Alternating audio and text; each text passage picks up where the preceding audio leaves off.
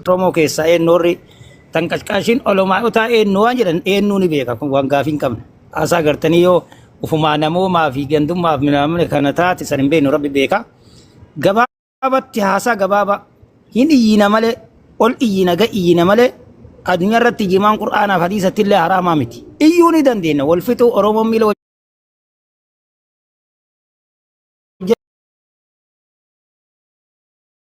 كان الرفسيت كونا كان قرع علماء قرتي حرام جدني جرا مالي جرا كجيب دون أسي ولي أوليات جرنا بيكا والجهتي نادوبتو مه إلا فكان يربطي رشي موسى سؤال رب بركاي ساني أقولو خبر بعد جد وفي إدو تناول نتنو ديني في وفي كتاب إسا بناته سيارة لين جبؤتين إيروجي ناسا ولا فرع أستين درة نجاجر رهوندا كيسا لكان ننجرو كلام إيرات سري دوغا إلا dhugaa kitaaba malee dhugaa gandaatii miti dhiiroo maal taatan bar dhugaa gandaatii miti dhugaa kitaaba namni rabbiif yaa wakkana sila wanna rabbiin haraama hin godhin amma fakkeenyaaf rabbiin akka zinaa haraama godhuu dadhabee jima inoon laale isintu itti hima kana haraama godhii rabbiin isintu jedhaani hanna haraama godhe qur'aana keessatti والسارق والسارقة جديتين دبت الزاني والزانية والزاني جديت دبت مي أنا dhugaa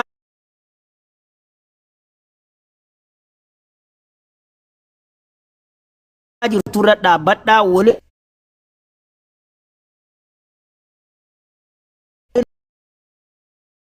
haramummaa jimaadhaa namni daliila qabdu Sheekh Bashir wajjin tibeetti yoo jiraatte ani carraa seefi kanna yoo hin jiraanne immoo hundi keessan haraa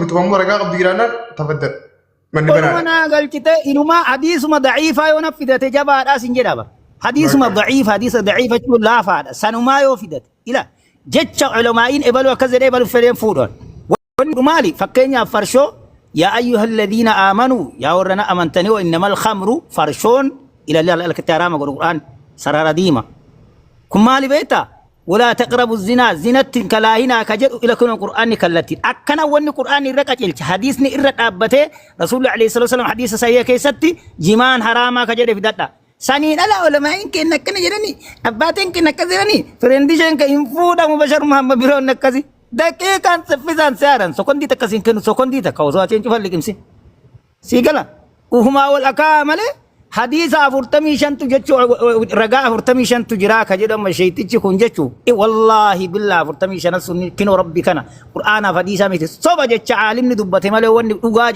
تكل لنجرو قرآن فديسا ما لبو إنو منجرو قرآن حديث الرجل برجر نمان نسيتن في دار غاز في دادا إلا بروان برايسني نجنة أما إلا بر دبيني نتي أما بيتني واقود دون أسونو طيارة سيارة اللي أسجر راكينو درين أجها لفكان الرجل راقتا في كتابك يسمبنات نوجي قراءة جدين في عالم أكنا إسافوتا إسيني حرار جيف قلشتن نوتي عالم الدنيا تبع علماء الدنيا ورمكة مدينة تبع قلشنا شيء موسى سؤال إسيني قال كنت أتكيس جرمله على ما أرجع الدنيا كيسة توريريكم سيقلا قد يا داتي أفوتا اتكراك أكلتني بكباتني نلا لا أكسم أبر ما القط جاولي هيتا ميد بمن كن كيزين إلياتي طيارة سيارة اللي أسي والجاه دري نجاتي كتاب بنانير بنات نور كرا مي بكترم سيتن إسين شكاف ناجدن ما نقول أبدر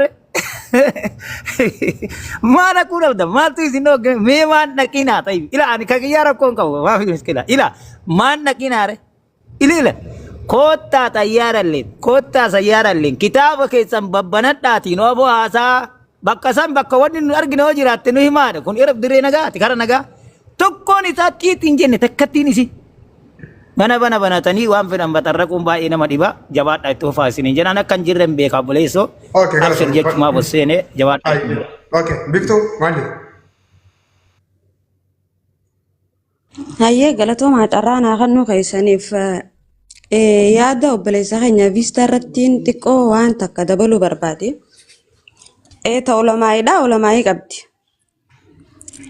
tasani raafe mo warra human beene warra garte ka kenya kanaaf nuti deebisani khaninaaf waa'ee jimaatirra yeroo ammaan tana fakkeenya yoo fudhanne Harargee keessatti qabxii olaanaa akka Oromiyaatitti akka Itoophiyaatitti qabxii olaanaa kafidutti jiru ijoollee Harargeeti. Ijoolleen Harargeedhaa tun maatirikis straight warri fidu warra jimaa qabu.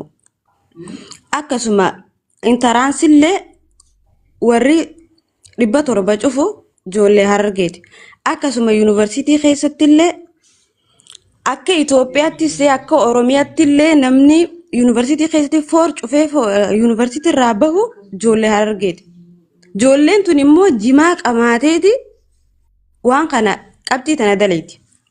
Teegaleen kanarratti yoo jimaan rakkoo qabaatu taate maaliif ijoollee tanarratti ijoollee straight four cuftu tanarratti maaliif rakkoo hin finne?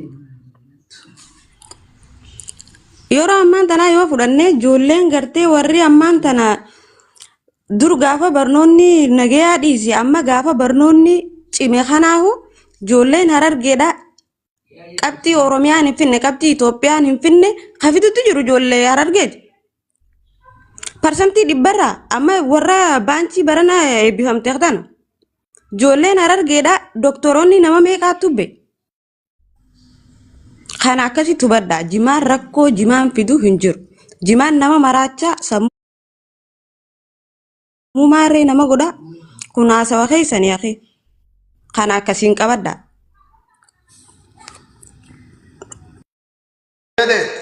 Fayyadee adda biftu bagatti baga keessa buufatte nama wanta kan isinitti basii booda akka keenyatti ustaaza keenya maqaa isaa hin beeku waan namni isa dhiyaatu akkana naa jedhan waan ustaaza kanaan gettan ustaaza gettan moo sheekha gettan moo wallaa waalam ani maqaa isaa illee hin beeku suuraa isaa illee hin beeku ilmi isaa illee hin beeku sheekummaa isaa illee hin beeku jinni isaa illee hin beeku waa'ummaa inni ta'e hin beeku dhugaa dubbachuudhaaf isuma kanaa warrumaan argaa rabbi na shaahida. Ani sibiila dura beektan hin beeku. Isaa dhimma isaa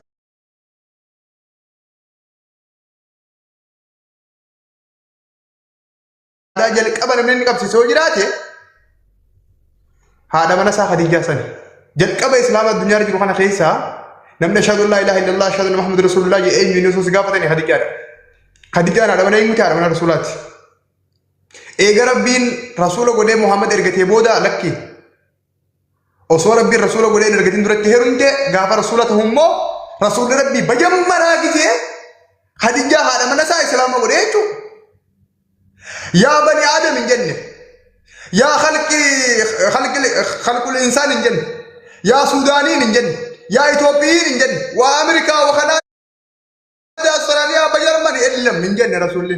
Yaa Khadijaa rabbiin akkanaa fi akkanaa ifa akkanaa fi akkanaa jira waan akkanaatiif akkanaa godhi dura Khadija kanne Khadijaan eega fudhattee booda mana isaa qulqulleessee mana isaa eega qulqulleessee booda immoo yaa Saa'uudii yaa Dammaam yaa Riyaad jenne yaa Qureeshii moo maal jee gandatti ilaalcha achirraa eegale qabsoon islaamummaa jalqaba ifni islaamummaa achirraa eegale rasuulli guddichi sunu achirraa eegalchiise sheeka kana waan nagattaniini dargaggeessa fuudha dhabee gabbarri dubartiitti qaalawee harree duuba jaajaa bulusan daawaa itti godhi harree duuba dhaabbachuun ilma islaamaarraa hayiwaana kajeeluun haraama ji'ii ja'an isa kanaan daawaan kee tokkoffaa duraa kana haa ta'u tokko naa qabaddaa mucaa xiqqaa darasaa kana darasaa man beeyne kana waan jettaniin ammoo haadhaa fi abbaan keetuu obboleeyyan keetuu lammiin tee gosti teetuu taan Yesus Kiristoos gabbarti taan muka fannifattee yaati dheenxee dila mana keessan biraasa rabbitti amansiisii fiti laa ilaaha illallah Muhammadun Rasulullah mandara kan kee keessatti tokkummaa rabbii lallabii tokkummaa rabbii mirkaneessi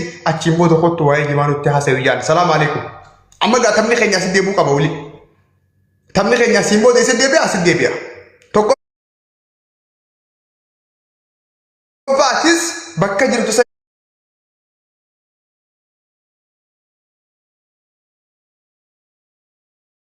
warra harree duuba dhaabbatu harree duuba galchi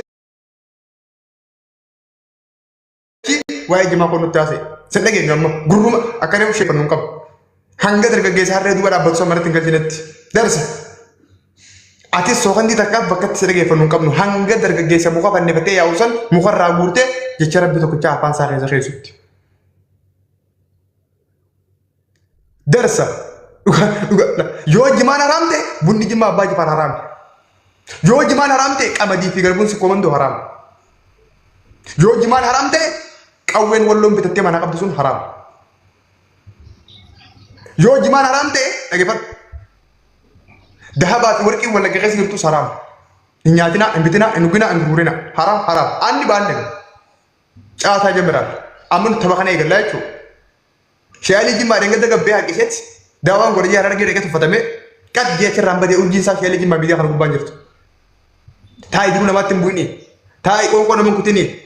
Taa'ii uffata namarraa hin baasinii. Taa'ii mana namaan seeniin bultii namaan diigin. Hudduu ta'e qabadhu taa'i. Yoo ilmi qabaatte ilmi gandaa shanneetti tuqa sanaa meeqaa jira deemi sanartiima godhi. Dabbal mee carraa nuu kan dabbal. Turte osoo fudhatanii fudhadhuuti naa gabaabse. Dabbal akka ta'etti jira qabsoon kiyya si booda kanaatti bufaa xumureeti.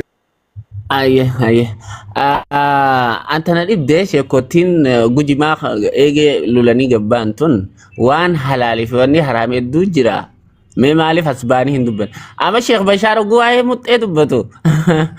Aboo sheekticha kana jedha. Ni balaaleffatan. Wallaahi Sheekh Bashaar nama dhugaati. Wallaahi dhugaan siimaami akka isaanii qaree jira. Sheekha muxxee jedhaniin muxxuq isaan haa godhu. Namtichi immoo waa'ee jaarsaa jaarsiita siree irratti ol dhabdee gara jaardhalaan inni manneerra dhaabbateeti ayaataa fi hadiisa qulqulluu rasuulaa irraa haasawa. Sheekootii jimaan haraa mijattu sanirra. Sheekh Bashaar dambalee biyya.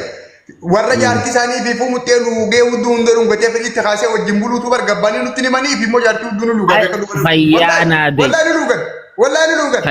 Namni jaartii kiisiingii ngoone jiru hundi kiisiingii kooti garuu gabbaatee nutti himtu. Nuti qabarru hin barbaadu. Kan nutti himu dura dhaabbatee jechuudha. Agartee Dhagee amma sheekootiitti dhuguma san yoo dubbadde waan uummataa himamuu qabu tasilaa isaan safuudhaa jedhan meeqaa tamii jira obboleessa rabbi sodaadhatti jimaa jirtu. Sheekha jaalamu sheekha muxxee jariiri jedhan. waan tokko walaa ulamaa. Jirre himutti hin jiru. Ammoo isaan fedhan awwa kana sheekha wallaahi dhugaa isaati. Mistiratti sireerra jaartii isaanii sheekotiin fi ol qabdee addaa bantee dhungachaa bultee ganama aboo kun safuun qabu namtichi jaari sheeka muxxee jaaniin aboo sheekootii amma jimaa jaadduba deebi'ee dhufee eegee lulee jimaa.